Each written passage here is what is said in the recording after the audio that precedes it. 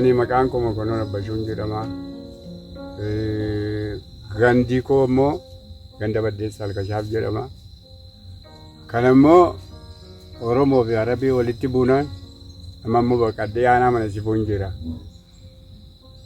Kanaaf utuun ijoollee koo wajjin ijoollee nama 8 wajjin utuun jiru dubbiin kun achitti ka'ee namni dudu'ee dhumuudhaan ijoolleen koo immoo na baasanii lubbuu koo asiin nagaanii garuu qabeenyaan koo achitti saamame. Maaloo harreen ittiin deemu durarreen hin deema.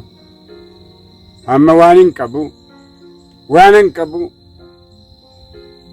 nama 4 ollaama keenya achitti ajjeefnaan isa itti dirmannee kan arginu lammata manatti hin deebine isaan immoo manatti gammanii haadhuma ishee nu saamanii reettii ba'i harree ba'i saaba ba'i midhaan ba'i haadhuma ishee nu saamanii nu saamanii lubbuudhaan baanii addanii jirra.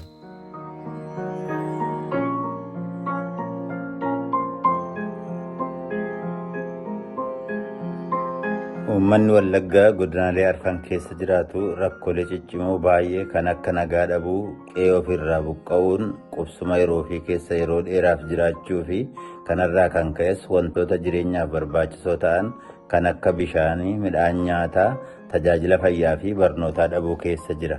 Kana keessatti daa'immaniif dubartoonni caalaatti kan miidhamanidha. Kanaaf gargaarsaa fi tumsa ariifachiisaatu isaaniif barbaachisa. Namoonni karaa danda'aman hundumaa akka irratti qooda fudhatan gochuu yeroo murteessaa kanatti yoolee wajjiniin dhaabbanne uummata keenya dandamachiisuu dandeenya.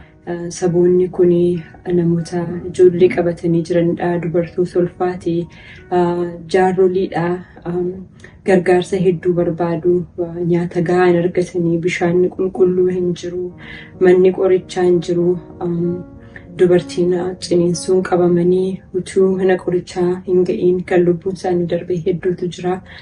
Qarshii walitti qabnee saba kana ijoolleen isaanii iddoo jiranitti akka barumsa argachuu danda'anii isaaniin deebisnee ijaaruu akka dandeenyu kan hawwiin jiru. Egaa yoo wal bira dhaabbannee yoo wal tumsinee saba keenya dheebote dheebuu baasuu dandeenya, sabeela ebeela baasuu dandeenya. Yoo nuti waliif dhaabbanne malee kan nuuf dhaabbatu hin jiru. Hormi nu qalaa jira, morma nu muraa jira. Saba Oromoo waliif haa dirmannu, karaa dandeenyuun waan qabnu hin xiqqaatiin guddateetu hin jedheen saba keenya bira haa dhaabbannu. Uummati kun egaa akkuma beektanii waggaa 6 darbee fi rakkoo nageenyaa walirraa hin cinne keessa jiraachuun isaanii beekama. Rakkoo sanarraan kan ka'e immoo qe'een Oromoo manca'e uummati godaane tajaajilli adda addaa kan akka barnootaa, tajaajilli fayyaa, misoomni walumaa galatti tajaajilli hawaasummaa adda addaa kun addaan citee Oromoon rakkoo hamaa keessa jira. Rakkoo sana keessatti immoo nuyi ijoolleen isaa deebisnee abdii ta'uun baay'ee barbaachisaadha. Akkamiin yoo jettan warra waan nyaatan dhaban misoomaan dhabuurraa kan ka'e, oomishuu dhabuurraa kan ka'e waan nyaatan warra dhabanii fi midhaan nyaataa dhiyeessuudhaan barnoota addaan cite kana deebisnee gadhaabuudhaa fi ijoollee rakkoo keessa jiran hundumaa deeggaruudhaan tajaajila fayyaa addaan cite kana haala ittiin deebisnee tajaajilli sun jajjabaatu mijeessuudhaan uummata buqqa'e immoo deebisnee qe'ee isaatti deebisuudhaan uummata kanatti abdii horuu hin dandeenya. Kanaaf iyyuu immoo namni biraa hin jiru, numatu jira. Oromoon ijoollee isaa malee fira tokkollee akka hin qabne yeroo yeroodhaan arginee jira. Namoota qe'ee isaaniirraa buqqa'anii bakkeetti rakkachaa jiranii fi ijoollee haadhota maatii gargaaruudhaaf kan ta'u gofanii gaggeeffamuudhaaf deema gaafa Disembarii 7. Kanaafuu akka namni hundumtuu Oromoon hundumtuu daasporaa biyya hundumaa keessa jirtan akka keessatti hirmaattan waamicha isinii gochuudhaaf ijoolleen keessumatti baay'ee rakkachaa jiru, haadholiin baay'ee rakkachaa jiru, ijoolleen mana barumsaa dhaabanii jiru.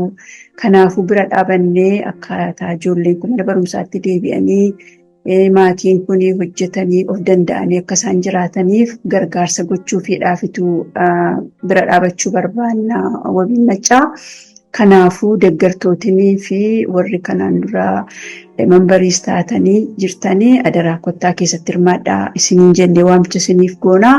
Adaraa keessan gargaarsa kanaa amma danda'ametti dirqama lammummaa keenya akka ba'uutu nurra jiraata sababa ta'eef bira haa dhaabbannu, saba rakkachaa jiru bira dhaabannee haa gargaarru jedheetu wabiin maccaa waamicha isinii godhaa. Fayyaa ta'aa, eebbifama.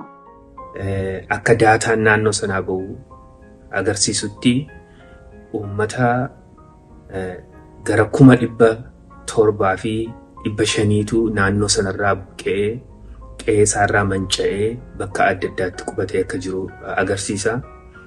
Kana keessatti immoo akkuma hundi keessan beektanii ijoollotaa fi haadholii maanguddooliin balaa hamaaf saaxilamanii kan baay'inaan huban isaanidha. Waldaan wabii maccaasii waanuma kana ilaaluudhaan hawaasa keenya, ijoollota keenya, haadholiin keenya baay'een isaanii karaa irratti faca'anii jireenyi isaanii balaa hamaa keessatti gatamee miidhamanii jiru. Kanaaf hundumti keenya in xiqqaate hin guddate tun jedhini waan dandeenyuun namoota kana dura bira dhaabbannee abdii isinii taanaa, isiniif jirra akka jennu kabaja guddaadhaan isin gaafannaa. Akka itti keessatti qooda fudhachuu dandeessan karaa telefoona wabii maccaa, karaa zeelii erguun danda'ama. Akkasumas immoo karaa kaashaappii $saayinii sana gootanii wabii maccaa 20 gargaarsa keessan nu gumaachuu dandeessu. Akkasumas immoo baay'inaan kan mijatus weebsaayitii keenya yoo deemtan wabiimaccaa.org achirraanis kennuu dandeessu. Namoota gaafa sagantaan keenya gaggeeffamuu gumaachuu barbaadan GoFundMe'nis liinkii isaasiniif maxxansinaa karaa sanas nuuf kennuu dandeessu. Hawaasa kanatti waan abdii hortaniif, isinii jirra waan jettaniif, waan bira dhaabbattaniif kabaja guddaa qabdu. Seenaa keessattis hawaasa birattis yaadatamtu. Guddaa galatoomaa, fayyaa ta'a.